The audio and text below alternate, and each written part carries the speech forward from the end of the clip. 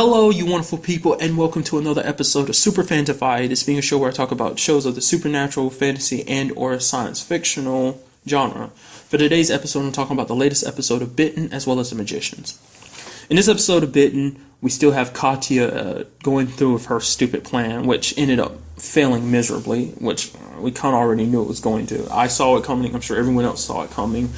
Basically, Roman had sent some guys out and they were able to track her down before she was able to do her plan of getting close to Roman and then finally taking him out. We had Rachel kind of in this episode using her magic for the first, trying to control her magic and using it to track down her son. They were able to kind of get a general lay of where he was because Alexei and his dad, Sasha, were off trying to fix that, trying to track her down, but he couldn't because Alexei was secretly helping her with her whole plan. He knew what she was doing ahead of time, but he didn't let anyone know. Well, granted, he didn't find out until afterwards, after he found out that the baby had went missing, of what she was really up to. He even told her, are you sure about doing this? Basically, I get why they did it, because basically he wanted his sister to be in a position to take out Roman too, because he felt like it was the only way to end all this, because basically they're terrified of that red-eyed wolf. He even says it to the dad, you weren't there when that thing ripped our mom apart. It terrified them because they were definitely super young when that happened, because I think it happened 10 or 11 years ago for them. So they were super young when their mom died, and to see that as little kids, it instills you with fear. But being scared, you do have a tend to do something. You do tend to do something stupid. So it's that's our plan was stupid. I get where it's coming from. I mean, that red-eyed SOB is pretty scary. And we haven't even really seen what he's 100% capable of. But, her whole idea was, to kill Roman. But I knew that wasn't going to happen. Someone like Roman, you don't take down that easily. Because if it was that easy to take down Roman, he'd be dead by now. We also have Elena meeting up with Constantine, trying to talk to him about this whole situation. Basically, she wants him to call off the red-eyed wolf, coming after Sasha as well as his family. But basically, Constantine's the only person that Red Eye will listen to is Roman, and it's not even for money. The reason why the Red Eye does what he does, he does out of pure interest.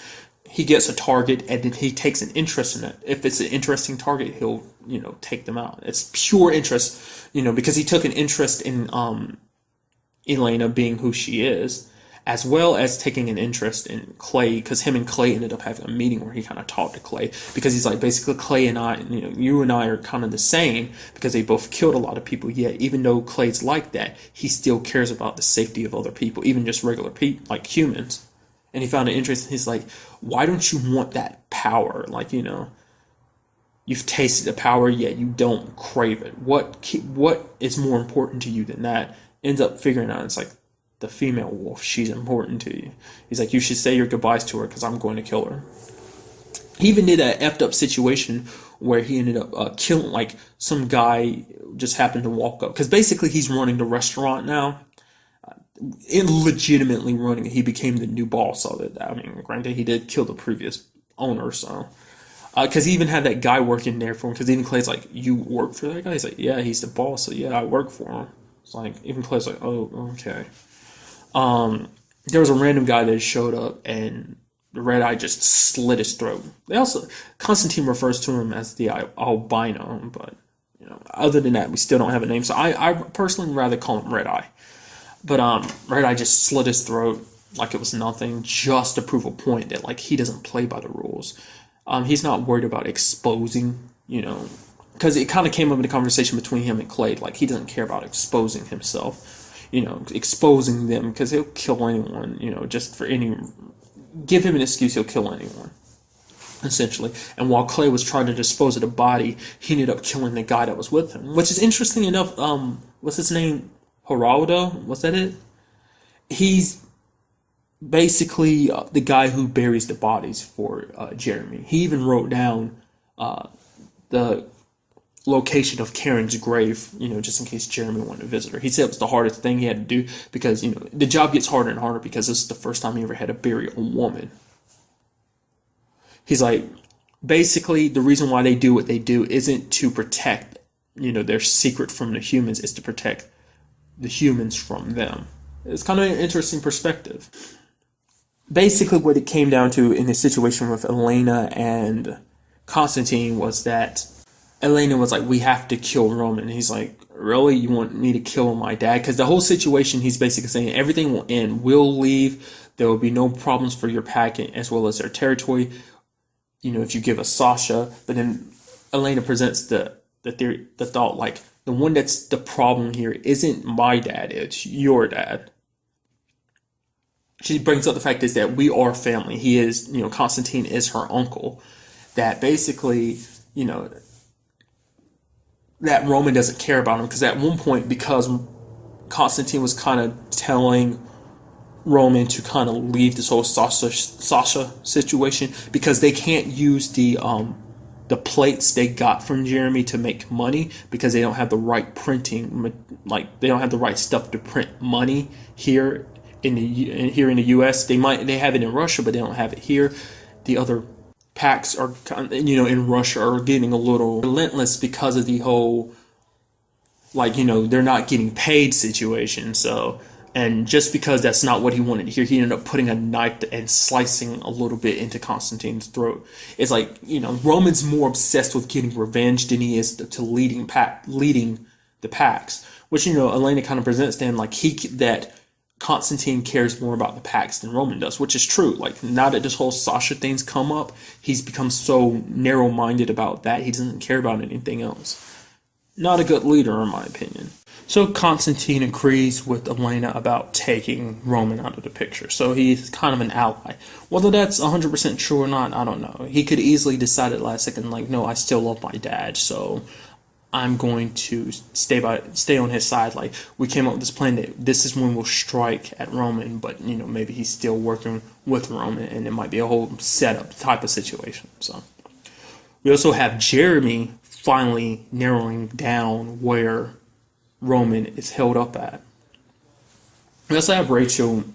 She left with Paige because she wants to learn how to control her magic a little bit more. The whole situation, she's just tired of basically Jeremy as well as the pack being the ones to decide where she lives, what she can do with her life. Like, waiting to find out what Jeremy has planned for her. That basically she wants to take back her life, and basically she leaves with Paige.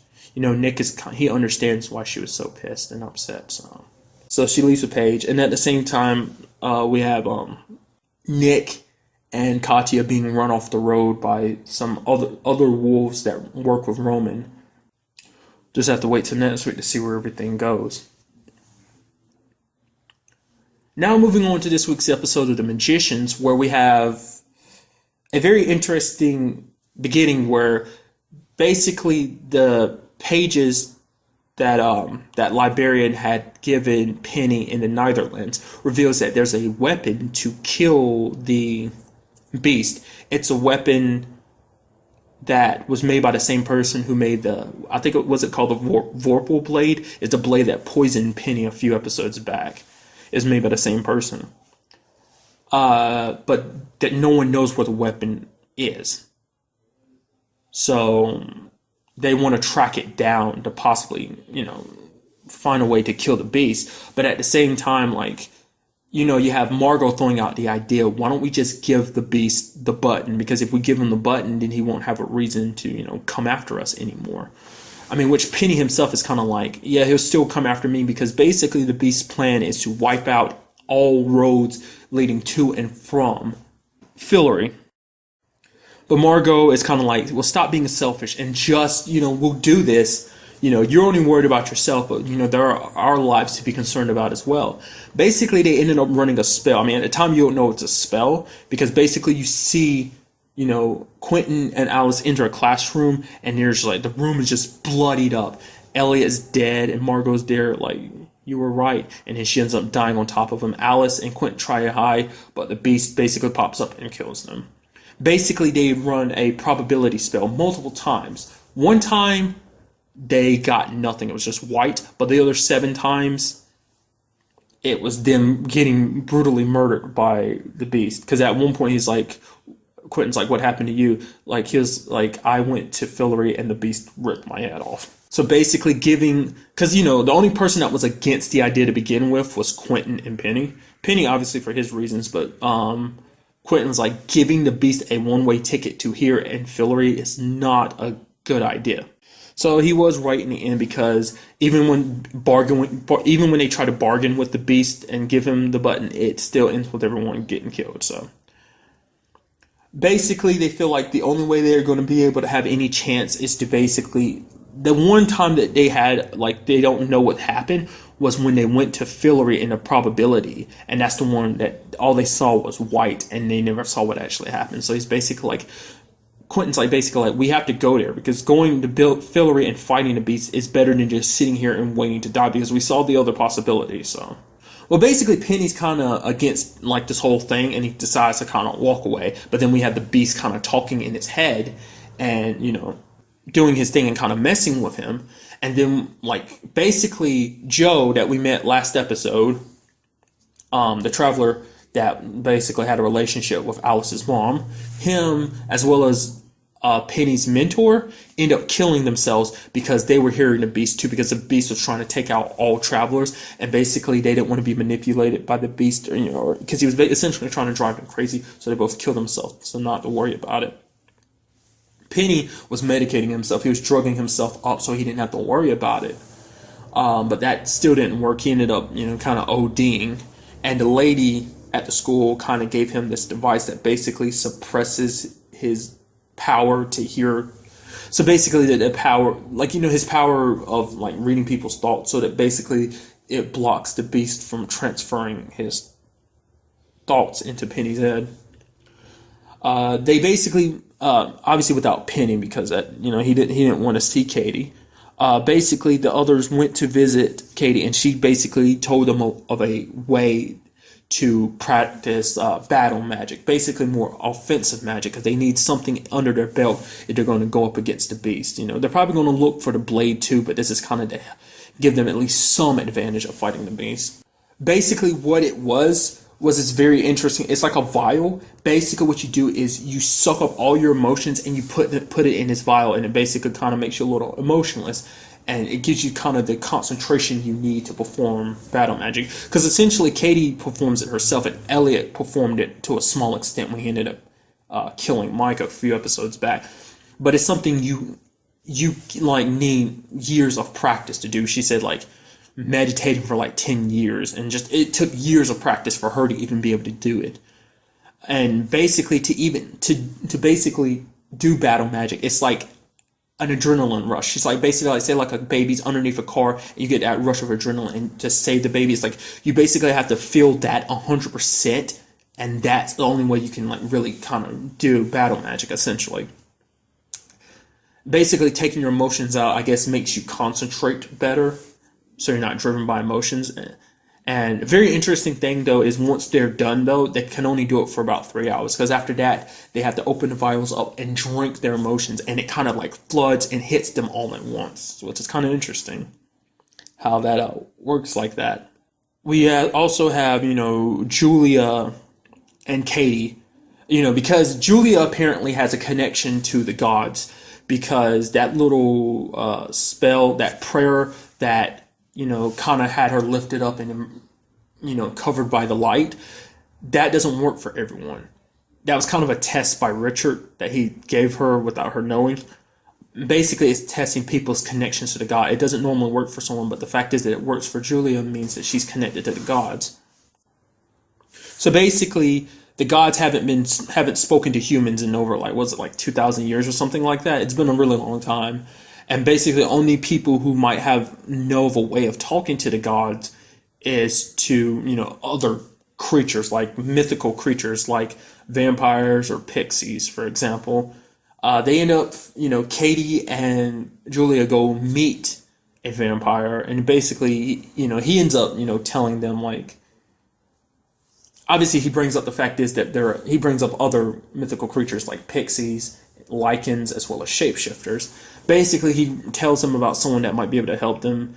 I didn't catch what it is. I think was it called a lambdis or something like that. Basically, it's a creature that can read your mind, and it takes the form of, it kind of gets inside your head. And basically, it took the form of Katie's mom just to mess with them. And essentially, that thing tells them, like, it used to serve the gods, and it's like all the gods are dead. So stop looking. Richard doesn't believe it because he's like, the gods can't. That thing used to serve the gods and was cast out by the gods. So of course it lie and say that all the gods are dead because it's pissed at them or whatever.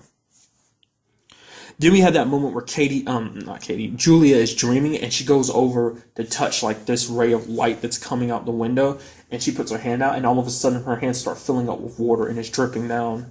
And she kind of pulls her hands back, but her hands are no longer wet. Then she goes into the light again, and all this like coins started falling, like money started falling into her hands. And basically she sees a god. Basically the god is like, basically my special child. Essentially, go meet with some servant of hers, someone that served her for 1,000 years, and bring him 3 gifts, and you'll know how to find me, essentially. That's pretty cool. Gods sure aren't dead.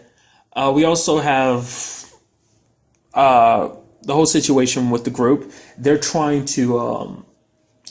Penny, as well as Alice, don't kind of want to use that way, use that whole bottling your emotions thing anymore, because basically it has a huge drawback. Like I said, your emotions hitting you all at once. And basically... I guess to counteract that, they kind of get like super wasted afterwards, or maybe it naturally kind of gets you a little drunk. But basically, Alice kind of doesn't want to do that anymore. She kind of wants to learn battle magic the right way. So her and Penny practice and end up accomplishing it. Obviously, Elliot, Margot, and Quentin still doing the emotional thing. And after drinking a little bit, and Quentin and Margot are talking about Elliot because they're trying to find a way to fix him. There's apparently some kind of thing that ended up fixing in the Fillory books. Someone's leg got messed up, and they wanted to fix it. I've totally missed what it was that did it, but basically he's saying that maybe he'll be able to fix Elliot because there's a lot of stuff broken inside of Elliot. And Margot even brings up the fact is it's kind of interesting that, because she sees Quentin and she's like, he believes in magic. And Quentin's like, well, everyone does. It's like, no, everyone knows magic's a thing and uses it, but you wholeheartedly believe in it and you love it. And that's kind of special. Ends up having a threesome with Elliot and Margot. I kind of saw the whole Margot and Quentin thing happening, and I was like, oh, don't do it, Quentin, don't do it. And they end up making out, and he ends up waking up with Elliot beside him, and it kind of like he kind of remembers. I did not expect a threesome, but that happened. And then Alice is there when he wakes up in front of him looking at him, and she's super pissed, which is like, oh, because I really like him and Alice together, and it just sucks that happened. Part of me was thinking like Julia would be the reason why they ended up. If it came down to it, I felt like Julia would have been a reason why they broke up. Never would have expected it to be Margot and Elliot, which is interesting because like I would never have thought Margot would give him the time of day. But maybe it's the whole getting a little drunk off drinking their emotions. Like I said, maybe I'm misinterpreting that because they were kind of getting a little drunk anyway. But maybe that plus all those emotions flooding you back kind of led to that whole situation. So. Be interesting to see where everything goes next episode. Julia with the god, as well as Quentin, Elliot, Margot, Penny, and Alice dealing with the whole beast situation. So, but that's really all I want to talk about in this episode. Till the next time we meet, be happy, be safe, live life to the fullest, and enjoy a good day. And goodbye.